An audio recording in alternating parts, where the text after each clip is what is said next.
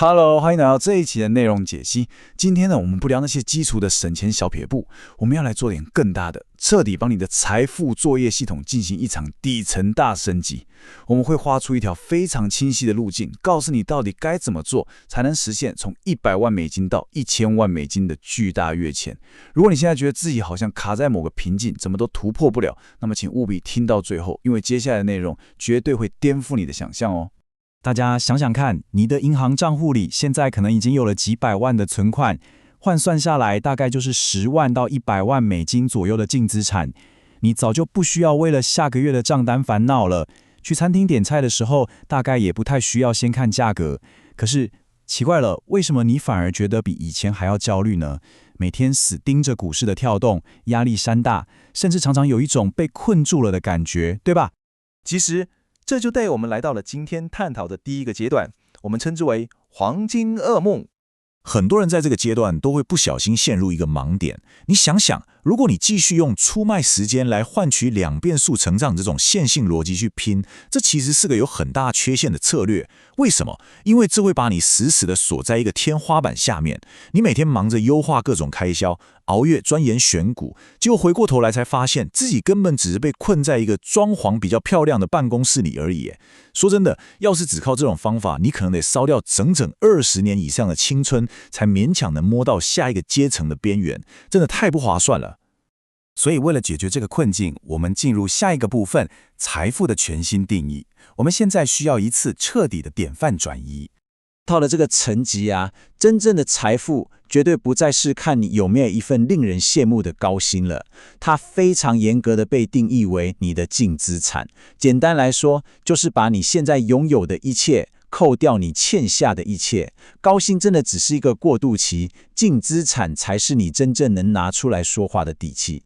我们可以把财富想象成一台车子，这个比喻超贴切的。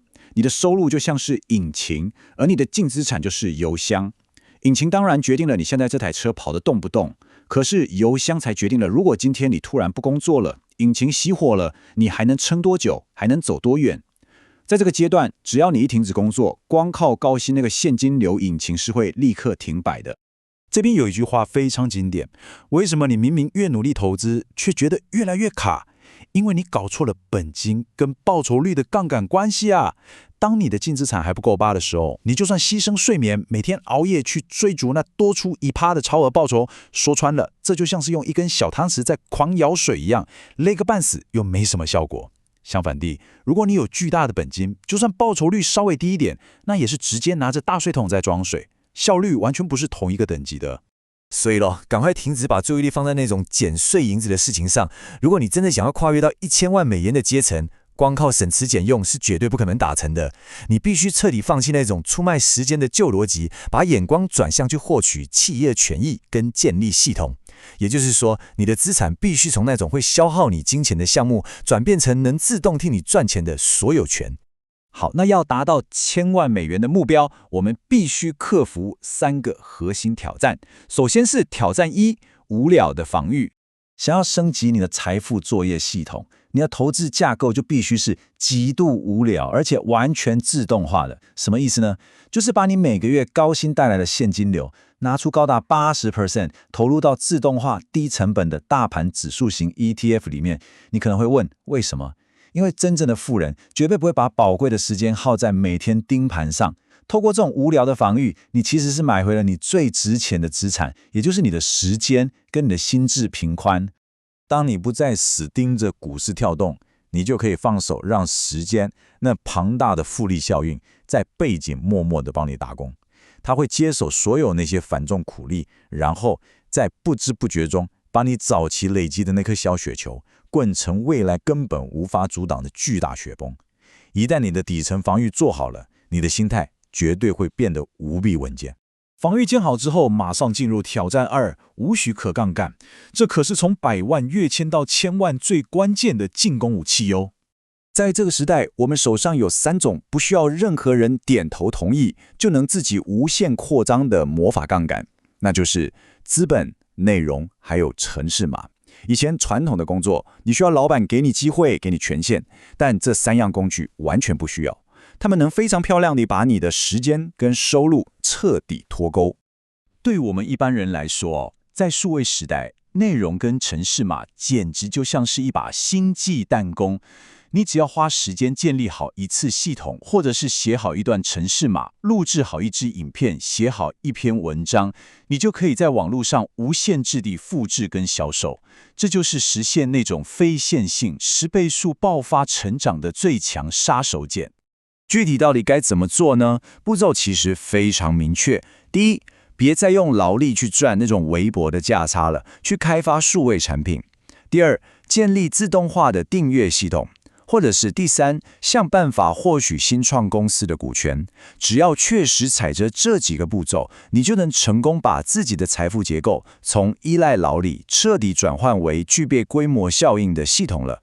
接下来，当你真的跨越了1000万美元的门槛，我们就会面临挑战3，成为财富守护者。你的身份必须要再次进化。古巴比伦的智慧里其实揭露了一个很惊人的真相，那就是守住继承下来的财富，往往比一开始赚到它还要难上好几倍。守业真的远比创业困难啊！所以到了这个阶段，你必须从一个每天在外面冲锋陷阵的累积者，转型成一位深思熟虑的守护者。你要知道，那些真正富有的家族从来都不会自己单打独斗的。为了守住财富，你必须建立一条属于你自己的专家护城河。这里面包含了税务律师、投资顾问，还有保险专家。以后你的每一项重大财务决策，绝对不能再只是自己拍脑袋决定，而是必须经过这个超强专家网络的严格把关才行。这里有一个千万要记住的铁律：财富最容易在什么时候莫名其妙就蒸发了？就是当你自作聪明，踏出你自己真正懂的领域，跑去追逐那些看起来超级诱人，但其实极度危险的暴利骗局的时候。拜托，一定要避开他们，坚守在你的能力圈里面，这才是守护财富最根本的底线。说到底，真正的成功绝对不只是你这一代账面上数字的累积而已。它还包含了你要把先付钱给自己，以及让金钱自动繁衍这种纪律，深深地刻进你们家族的 DNA 里面。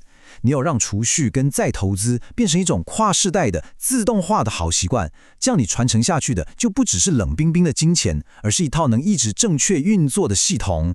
好了，我们的解析来到了尾声，请大家一定要记住，财富阶梯的终点从来都不是一个具体的数字，而是为了找回那个更自由、更真实的你自己。